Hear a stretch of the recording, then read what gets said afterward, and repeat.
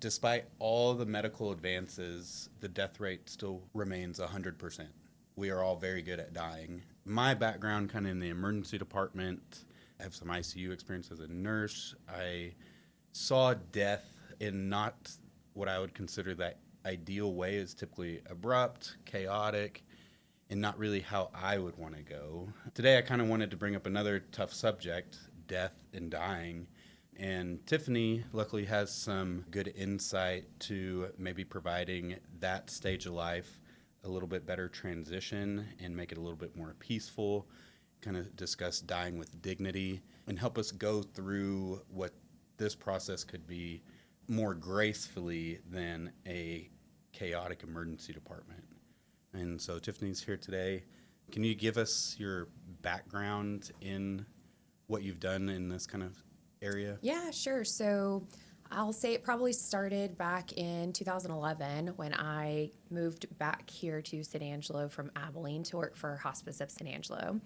And I was an RN at the time, and that really kind of opened up my world. In nursing school, we're taught a lot how to heal people and fix things and do whatever we can to extend their life. So hospice was kind of a different take on things, allowing them to die with dignity. And so that was just kind of a different experience for me and another learning opportunity that really has grown on me over time. And I've had the opportunity to continue my career with Hospice of San Angelo as a nurse practitioner as well. And then also in palliative care at Shannon, I worked the inpatient palliative care services, which was also different from hospice. So all of it's been kind of a learning opportunity along the way. And I mean, you have educated me since you started that I even had the wrong definition and use of palliative care. And so I kind of want to bring that up as well. What is the difference between palliative care and hospice? Yeah, that's a great question. Palliative care and hospice have some things where they, overlap, but palliative care is one of those that can be provided throughout the lifespan, younger individuals, older individuals, whereas hospice is really for those with a terminal illness. Typically, those patients have about 6 months or less to live. And so palliative care is for those who have a life-limiting illness. They need support. Maybe they need symptom management along the way. Discussions about goals of care happen. Say in the hospital, you have a patient with a chronic condition that's really affecting their quality of life. A lot of times their provider would consult palliative care. And at that time, we would go in and discuss their condition, make sure they understood everything about what was going on with them, see if we could provide any support for any symptoms that they may have, anything that may be uncontrolled that we could help with. But also, even from the medications and things like that, it's a support system in that we can bring in social work to help with assistance for the home, discuss their goals of care. What does their future look like? Do they want resuscitative measures? We talk about code status. They want to be a do not resuscitate. We talk about assigning a medical power of attorney, all the things that you would want to be in place in the event that something happened that the patient could not make decisions for themselves. So palliative care kind of helps guide that along the way. Do we talk about hospice, in each palliative care consult? Not necessarily, because sometimes it's not appropriate. But on occasion, we do bring up hospice as an option, but they are definitely not all-inclusive. Are there families involved with this? Like, is this palliative care with patient and spouse and family or caretakers, or because it can be a long-term, and how to just navigate that, or what is the population that you're talking with? Yeah, so really it's kind of the whole team. I mean, it's interdisciplinary. We're including, physicians, specialists, nurses are included in it too, and we all involve the patient, the family members, anybody who might be involved in their care.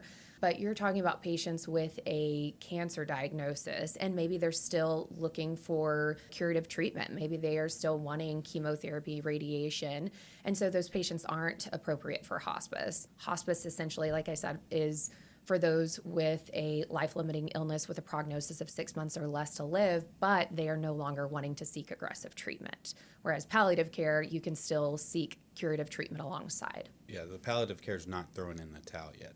We're just Correct. trying to make it more comfortable along the way. Yeah.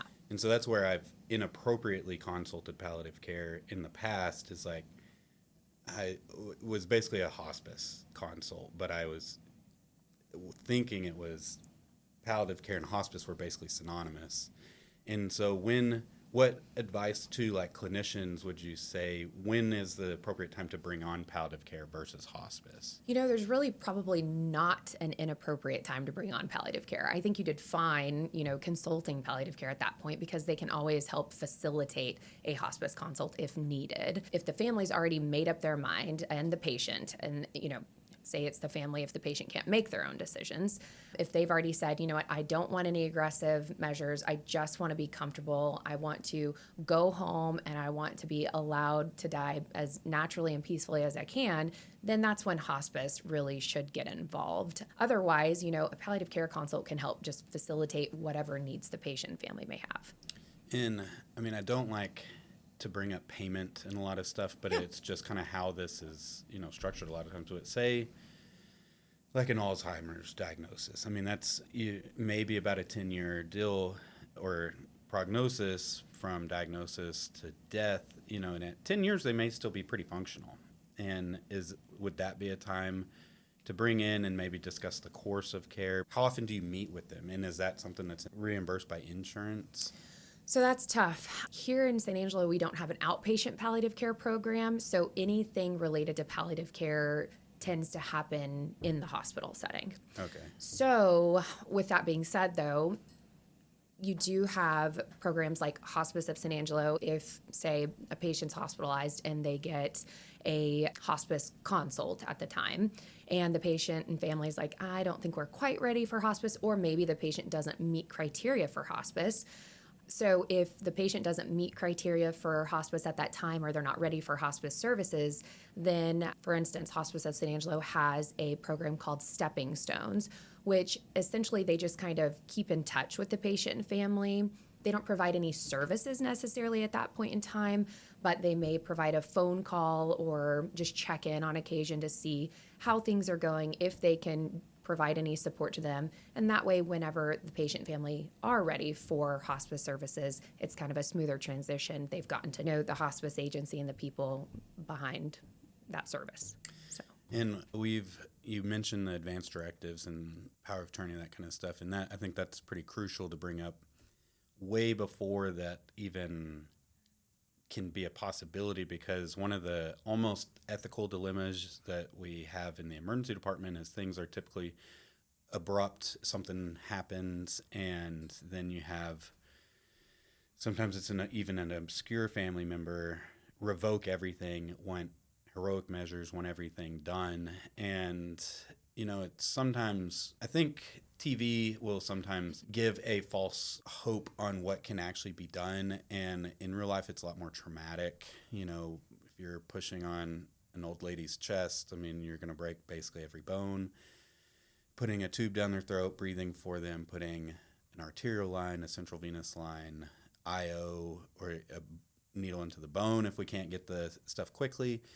And then we're jostling and moving all around. So it's not very pretty. And having those conversations early, I think, just really help let the family even discuss too. If there is a family member that they worry that would do that, they can have the discussion and maybe even bring that on board. When they're already in the hospital, is that too late, or is it still pretty good from a palliative care inpatient? I think the preference would be that, as soon as you can make those decisions, they're made, ideally, right? But that's not typically feasible, and it's difficult conversations to have.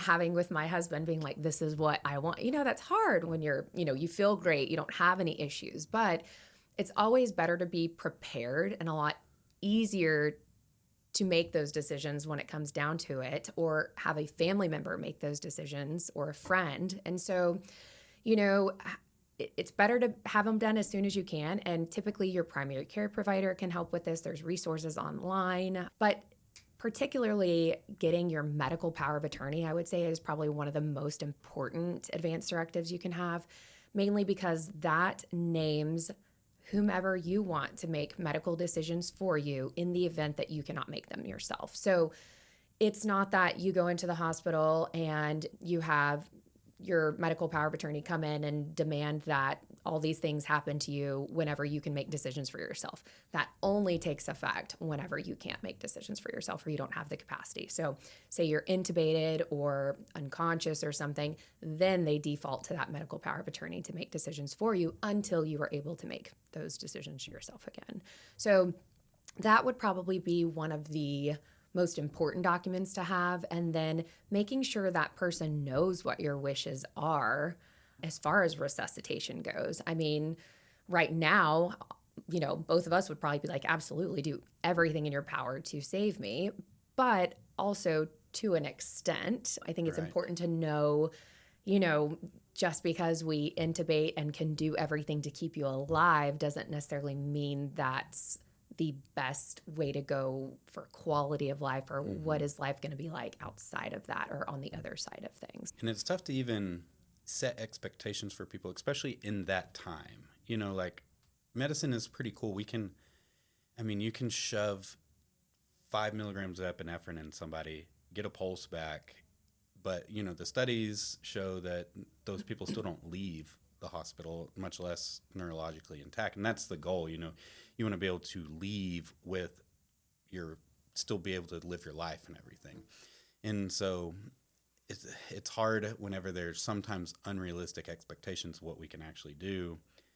And then it does suck keeping, just because someone has a pulse doesn't mean they're alive, so to speak. And so it is tough to think about those decisions on how long you let that go. It's nice to know organ donation status too. Did you ever do any of that with hospice? We had an entire person dedicated to the organ donation discussions and everything. And so that kind of helped facilitate that. So I personally did not do it a lot, but it did come up quite often. Do y'all have living wills and everything already? I have them all written, all printed. I just need to get them notarized. We did it, and it was weird, honestly, because we were young when we did it. It's weird. And it was really weird, but it was like, from the ER, it kind of gives you that insight on just today life can be sacred and it can all change. Well, and it's like traveling out of town. If you're going out of the country and your kids are staying, just in case something happens, having that done and written out, kind of what would happen if you did not come back, is important to have. And at least I made that decision and not the state or someone else. And it's just tough to even think about. It's like, because obviously typically your spouse, you're like, well, you make all the decisions. And then it's like, okay, well, what if we're in a car together? Exactly. And then who's next? Then who makes that decision? Yeah. Who's the most rational, to think about that. And then also sometimes it's nice to even have a next step back that's a little bit removed even. Correct. So where they won't have as much, as bad as it's emotional. To make it. And so, like I kind of alluded to that, a lot of times the emergency department, ICU, those are not a death really that I would want for myself. The ER's a lot of times traumatic, and that's not something that can be avoided. But if, like in hospice, palliative care, they talk about, prepping to die with dignity and everything. What does that mean? So I think that really is dependent on each and every person, but essentially it's death on that person's terms, whatever that looks like for them. And so most of the time people are wanting to be comfortable when they die. They want to have a peaceful death with little intervention. If it's inevitable, that's what they're wanting. Quality of life looks different for everyone though. And so it's really important to get an idea of what that individual's thoughts are on how they want to die. You have people who will say, I absolutely don't want to die at home. I don't want, my family to, have to deal with that, if you will. But I will say probably more often than not, people want to die in their own home and they want to die comfortably with their family around them. And so that's that's essentially what I would say death with dignity is just their own terms of how they die. Do you have any tips or just thoughts for the family taking care of them? Because that turns into basically a 24-hour deal. And what does hospice help with that? Yeah, so it's really hard in the home. A lot of times, what happens is you get caregiver burnout. I think hospice is great to come in. They have a nurse that comes to visit. They're not there 24/7, but they do come 1, 2, 3 times a week, whatever is needed, whatever they plan out with the patient and the family. They're checking on the patient, bringing medications and support, and making sure all of their symptoms are controlled. They also provide a nursing aide that comes and helps the patient with bathing if they need it. While they're there, the family may step out and take care of themselves for a little bit. They have social workers to help if they need assistance in setting up caregivers in the home, caregiver support through different agencies. They have chaplains that come in and help with the spiritual aspect of dying. And then, there's volunteers. I think the hospice volunteer program is amazing. They'll have people come in and cut the patient's hair for them if they can't leave, or they'll have someone come and help build a ramp for their home to make it a little more accessible. And so I think that's a great benefit of hospice as well. And then, another misconception with hospice is that you're homebound. You have to stay home. As a hospice nurse, I had patients who went to church every Sunday. We had patients who still went golfing. I mean, they do whatever they can. We want to support them continuing to be as independent and being able to live their life on their terms the way they want to, but also help keep them comfortable and address any uncontrolled symptoms they may have.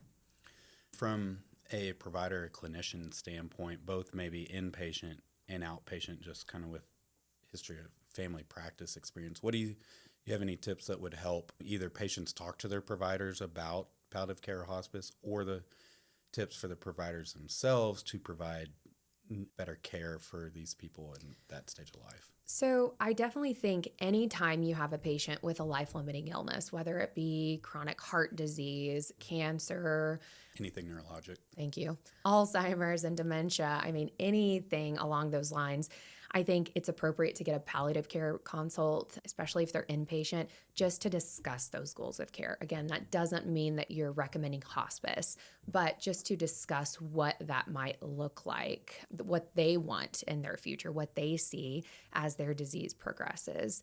From an outpatient standpoint, I think once you see patients being hospitalized multiple times or having to change their medication several times because their symptoms aren't controlled, or they have a chronic lung disease and now they're on oxygen 24/7 and you're having to add in a BiPAP at night, and they're on triple therapy for COPD with different inhalers and everything. At that point, it might be warranted to get a hospice consult. Just because you get a hospice consult doesn't mean the patient has to go with hospice. It doesn't mean the patient meets criteria for hospice even, but I think it's worth the discussion just to kind of see where everyone is with things. Because sometimes, like from a clinician standpoint, it's like, well, I'm not ready to give it to him yet because I think I can still do better. Right. That's kind of giving up on it. And so that's where it's like, no, use all the resources you have. I didn't even really know palliative care was an option for a while. And then one of the docs was just like, put a consult in, they're awesome. And then, swooped in and was like, oh my gosh, they can convince me to go on palliative care, Yeah.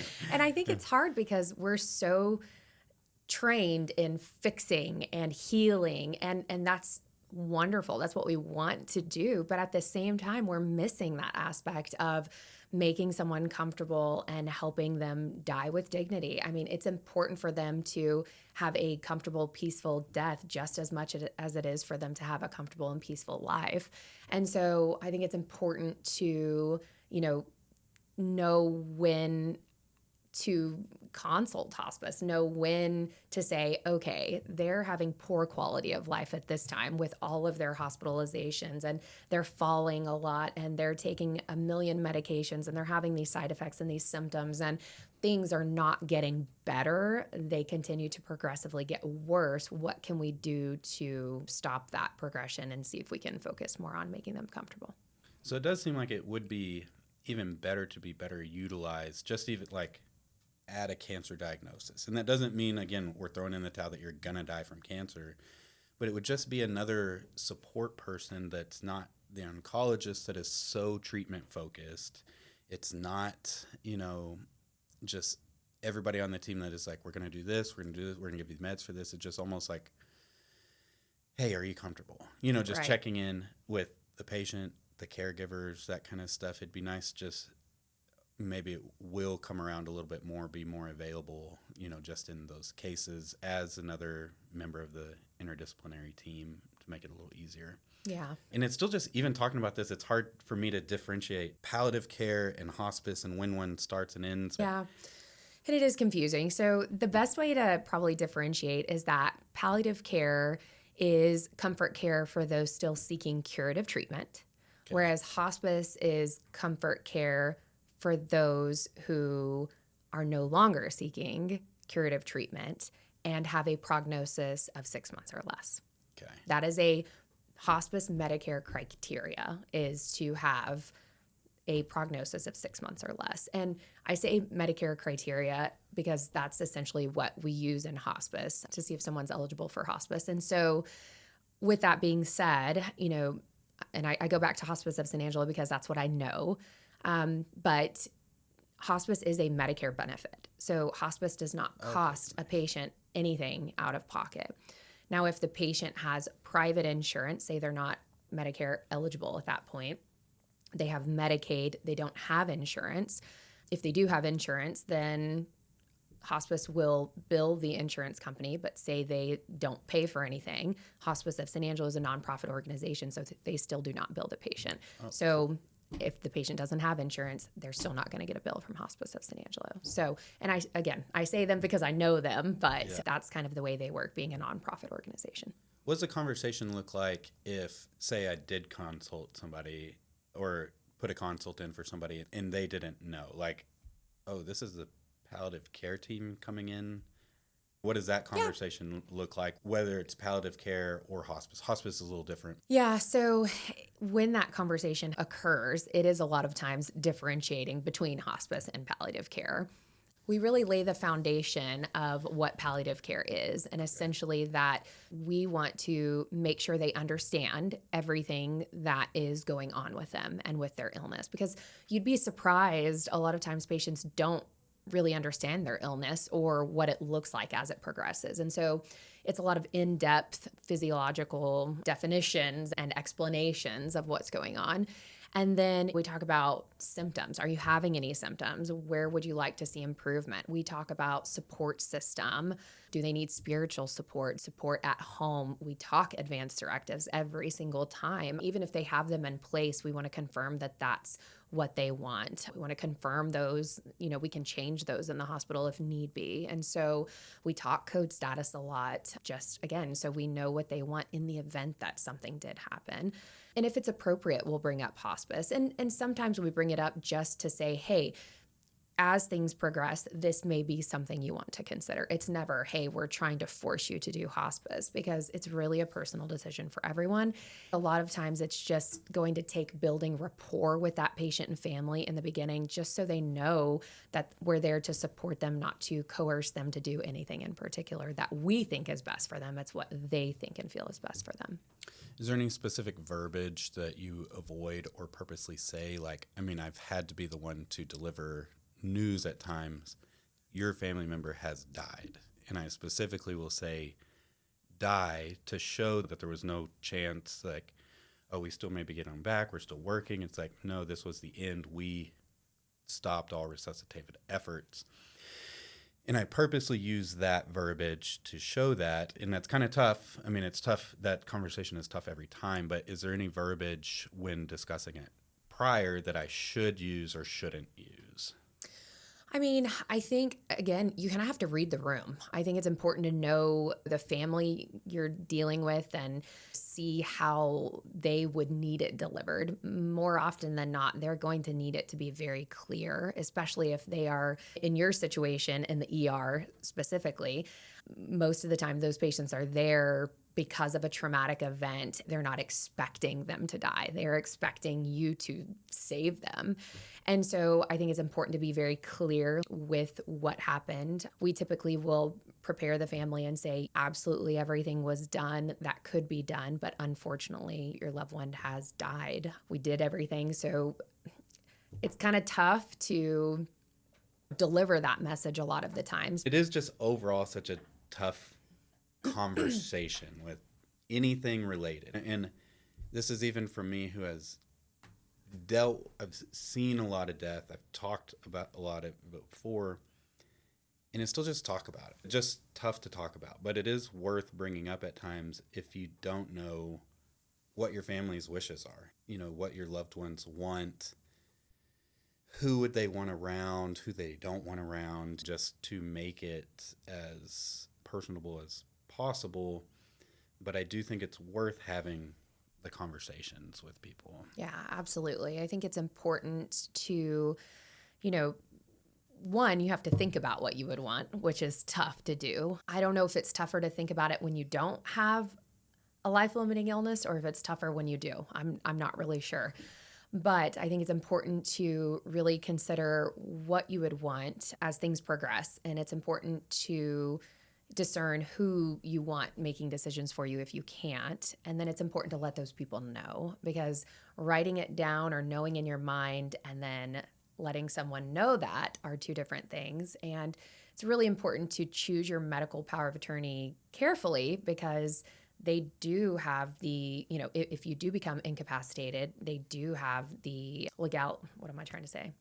They do have the Authority. Thank you. They do have the authority to change any decision you made prior. So for instance, if you decided, I don't want to be resuscitated. If my heart stops or I stop breathing, I do not want you to do chest compressions. I do not want you to give me medication to try to restart my heart. I don't want you to put a tube down my throat and intubate me. If that were to happen where you did, essentially become pulseless, the medical power of attorney could tell hospital staff, if you're in the hospital, hey, I want you to resuscitate them. They could revoke the do not resuscitate order. And so it's really important that your loved ones know what your wishes are and that you choose that medical power of attorney carefully. Cool. Well, I think that's all about what I want to cover today. Do you have any kind of closing statements that you want to end on? I could probably come up with something.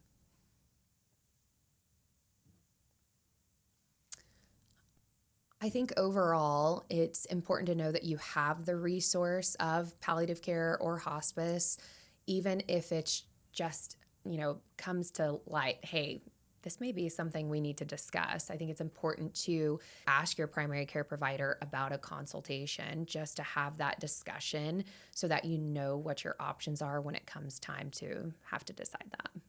Cool. Well, thanks for coming in, talking about death this morning. And, no problem. Man, how do I close it? I know, sorry. We'll try and do happier topics in the future. Sounds good. I'm good with that. Perfect. Thanks for watching. Give me a like and subscribe. Yeah. Like and subscribe. If you've got your medical power attorney, Like and yeah, there you go. call them out in the comments. Oh my gosh. Click the affiliate link below. Yeah. Legal soon. LegalZoom. That would be awesome. That would be We've pretty partnered funny. with LegalZoom to ensure Talk about power of attorney. everybody knows how you want to die. Okay.